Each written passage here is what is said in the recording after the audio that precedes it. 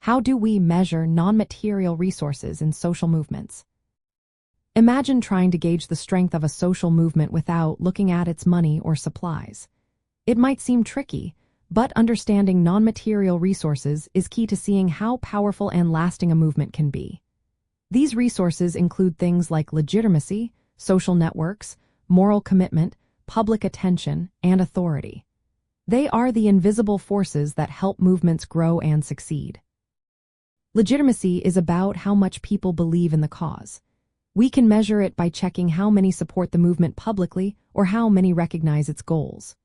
Social networks are the connections between supporters, leaders, and organizations. To see how strong these are, researchers often use surveys or network analysis tools that map out who talks to whom and how often. Moral commitment is the passion and ethical drive that push people to join. We can measure this by looking at the core values the movement promotes and how deeply members believe in them. Public attention is about how much media coverage and public discourse the movement gets. Media analysis helps here by counting news stories, social media mentions, or public opinion polls. Authority is the influence the movement has over public opinion or policy. This can be checked by seeing if the movement has successfully swayed laws or changed policies. To measure these resources, researchers use different methods. Surveys and interviews ask supporters about their beliefs and motivations. Network analysis maps out the relationships and influence within the movement. Media analysis looks at coverage and public discussion.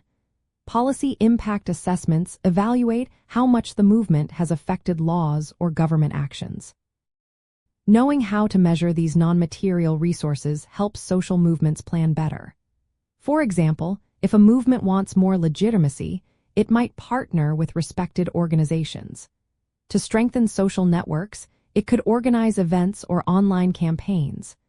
By understanding these invisible resources, movements can focus on what truly sustains them and helps them reach their goals.